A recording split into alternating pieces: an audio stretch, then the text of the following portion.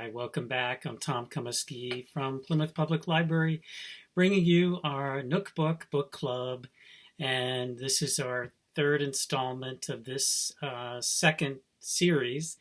We're putting the videos in a playlist for you, so it's easy to follow all three of them. And today we'll kind of summarize, put a capstone on the second installment. And as I mentioned before, I have been in contact with the author, Kim Michele Richardson, and I think at this point we might look for a future date to do a author talk on Zoom or something like that. So probably, in the fall or, later on this year, as many things are being pushed, 6 months or 8 months or even till next year. So stay tuned. We would love to have Kim Michele Richardson in the room, so to speak, with us all to share her insights about the book Woman of Troublesome Creek, which, if you haven't read it, go get it. New York Times bestseller for several weeks, and it is also available through the library with your trusty library card. You go to the digital information on our website, and then go to ebooks. And then from there, you're going to choose Hoopla, because Hoopla offers you the print book, the ebook, as well as the audiobook. So if you prefer doing audiobook, that's the way to go. I believe it's also available on the Overdrive app or Libby. The only thing with Libby and Overdrive is that it's if there's only 1 or 2 copies of that available, so you might have to wait a while if you're using Overdrive or Libby. But if you have any questions about how to access Hoopla or Overdrive, feel free to contact us, plref@ocln.org. My email is tcomiskey@ocln.org. And I will give you my office phone number, which I'm able to retrieve messages remotely here at home and then get back to you within 24 hours. So my number, and I'll write it down in the comments, is 508-830-4250, extension 248. That's 508-830-4250. Extension 248. All right, so I wanted to share a couple of things in this final third video today. We will probably have another meetup next week on the 13th to just kind of summarize everything. But we've gone through most of the questions, and we just have a few more questions to go through probably next week. But I wanted to share some other little wonderful tidbits about this time period. First of all, now I found on Kim Michele Richardson's website, and I hope it's okay to share just a few seconds of this. No, this is educational, and I would love to point you to the website and YouTube presentation of music that was originally produced by the Ruby Friedman Orchestra. And this was done for the book. So Kim has information on her website on how to obtain it. And I just want to play a few seconds if that's okay. So here's just a little taste of what Ruby Friedman has put together. It's a wonderful song about the Packhorse Libraries.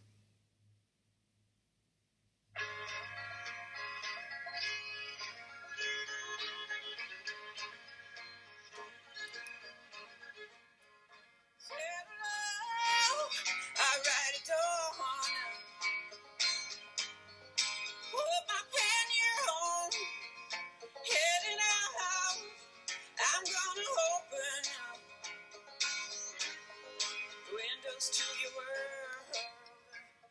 So she's saying, I'm going to open up the windows to your world, which I think is what we do.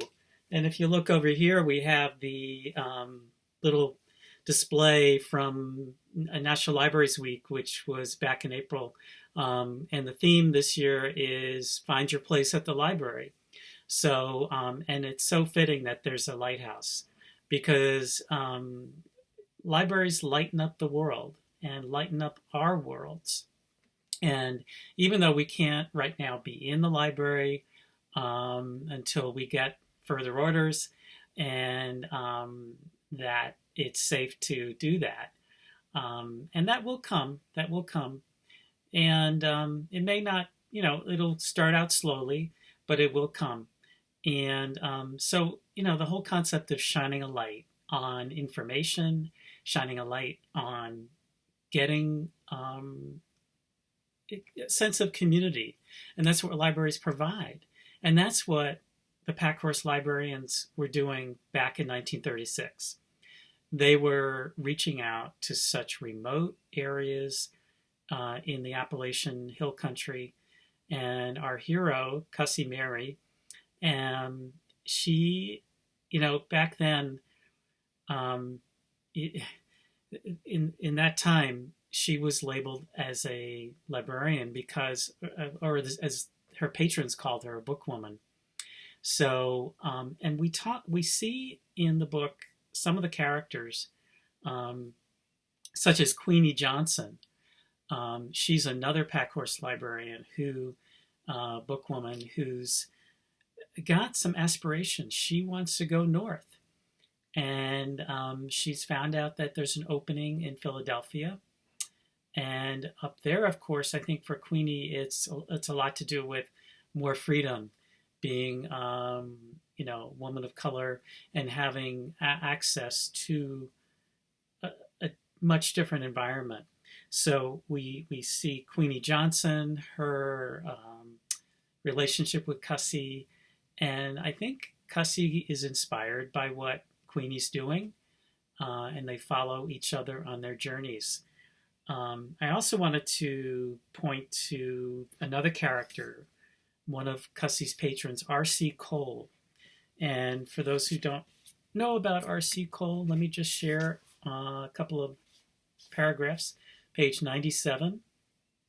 So in the book, and once we can get back and borrow books from our library, we will have copies of this available. So if anyone's been waiting for the physical book, you will be able to put Plymouth copies on hold for this title. So Cussie is showing up on her route, and so it says, rounding the last pass, we finally saw the fire tower. And she says we, meaning Junia, her mule. 17-year-old R.C. Cole peeked over his fire outlook, the wind lifting his copper penny hair. Dressed in a holey t-shirt and frayed brown pants, R.C. lived 60 feet up in the hogtail tower built by the Civilian Conservation Corps.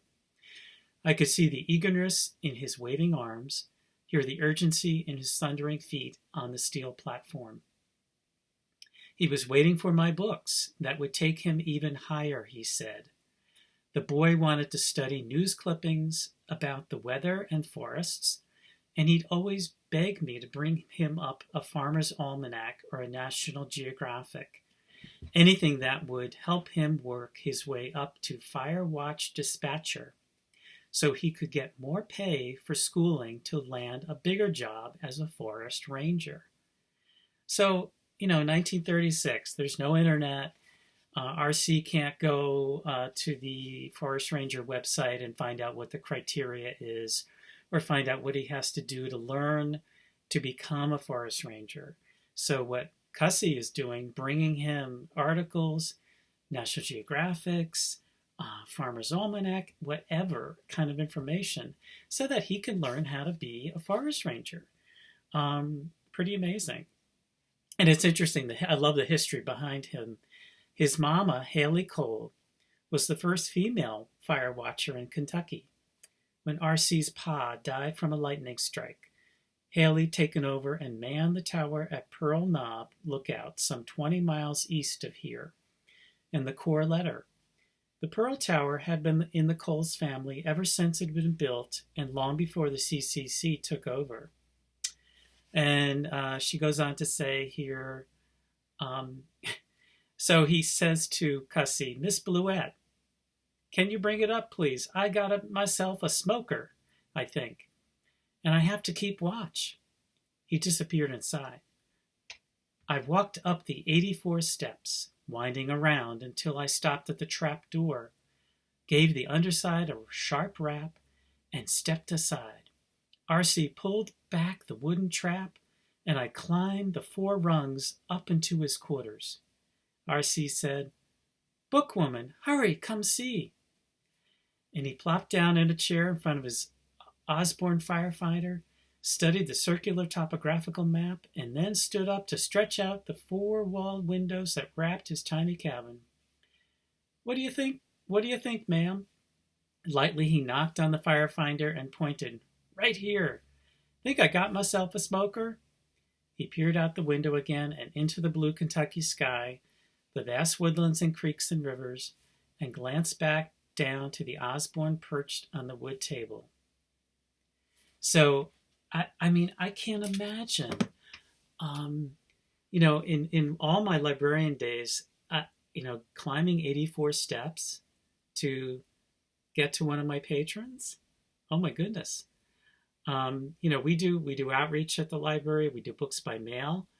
I do know some libraries whose program is more robust in terms of they have a cadre of volunteers to drive the books around to people, generally in larger geographic or larger, more densely populated areas maybe. But so, here Cussie is climbing those stairs and bringing things to people far, high, and low, as we know. So, so many characters and so many patrons that are very, very interesting to read about. This book you will not want to put down, believe you me. Friends of mine have commented that they read it in a day and a half. It just is so captivating, very captivating. So many, many times in the book, the author Kim Michele Richardson brings in some actual recipes and talks about the food that people were eating or cooking, preparing. So on on her companion website, she's put together a lovely compilation of recipes. And some of the recipes from Appalachia are given. And then there is a authentic recipes from the Packhorse Librarians. So I just want to share the titles. I will not share the recipes. You can easily find them on the website, Kim Michele Richardson website, which I'll put in there. Let me see if I can find the actual name of the website for you. Sorry for not having this. We're doing live reference searching. Richard. Let's see. So, okay, it is simply KimMicheleRichardson.com. So it's all one word, and Michelle with one L, KIMMICHELE, Richardson.com. And there you have a wonderful compilation of everything. Information on how to purchase the book, how to find the book, etc., and all the great information that she has there. So from that book, from that website, she does have recipes. And she has 2 recipes from Appalachia, one called potato candy. And I think we might have read about that in the book. That's Compliments of Gladys Richardson. Could be a relative of Kim's. And then also she has the recipe for something called scripture cake. And it's very fascinating. The recipes is written, just for instance, the one cup of chopped number 17:8, which is almonds. So there's all kinds of references to the scripture. And that comes from a prayercookblog.com scripture cake. And then the authentic recipes from the Packhorse Librarians. This is courtesy of McKee Jackson Company, Kentucky District Number 3. And these are actual handwritten recipes. So you have incredible things like cornbread, you have biscuits, you have apple dumplings, and you have buckwheat pancakes, which I love I love buckwheat pancakes. It's, for instance, you would be putting everything, you drop all your ingredients into the pan with a spoon into hot fat. So, things like that. We have old-fashioned gingerbread. They have sponge cake recipes, chocolate cake. I'm getting hungry just thinking about it. Pie crust, Christmas fruit cake, which, oh my goodness, I can't wait to try that one. So, and rhubarb pie, oh my goodness. So as you can see, there's a ton of these handwritten recipes, and you can see the handwriting, the actual handwriting, which is fascinating. So check that out as well. I'll put that in the chat. And also, I just wanted to talk about another character which figured large in the book, which was Angeline. Angeline and her husband and family was another patron of Cussy Mary. And we know that Angeline's husband was very sick, very sickly, and his legs were not being treated properly, sores and infection, etc. So, and we also hear that, her husband has very strong opinions on the blue people, and really, Cussy Mary tries to do her best, and tries to bring information, and actually works with Doc to transport some important medication. And she has to go around her husband, Angeline's husband's prejudice and judgment to make some effort. So, it goes to show you that her role as bookwoman crossed all kinds of boundaries, from social worker to quasi-medical support. It's interesting because we as librarians see our role as many, many facets. We are active in the community. The library is a resource for the community. And, so there's so many things that in this story comes to light, in terms of the role of the librarian in the community. So I just want to share about that. And so in your comments for this segment, what do you feel about the library as being a role in the community? What are librarians meaning? What are libraries in terms of their role in today's society? So, I'm a big go on my consumer health bandwagon.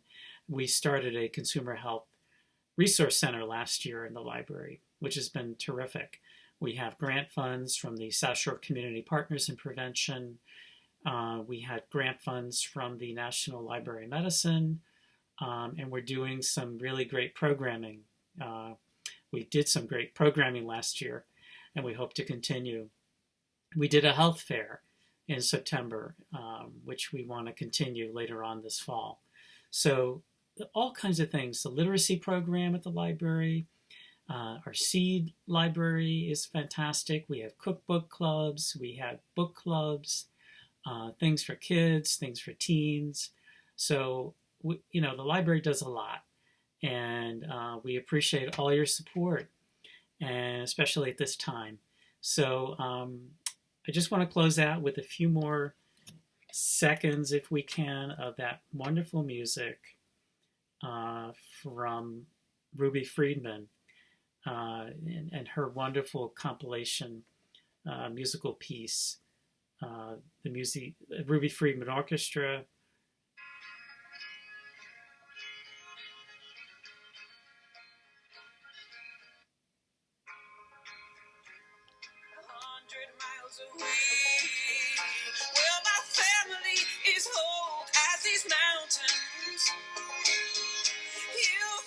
Us all before, but we work hard and we're good people.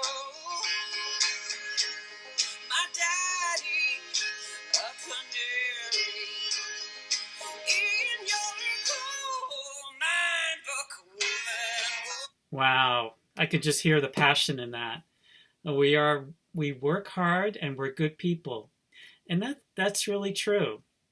You know, and there was a lot of good people that were part of Cussie's experience, and she had some angels who watched over her and took care of her, and despite all the adversity that she experienced, and all the prejudice.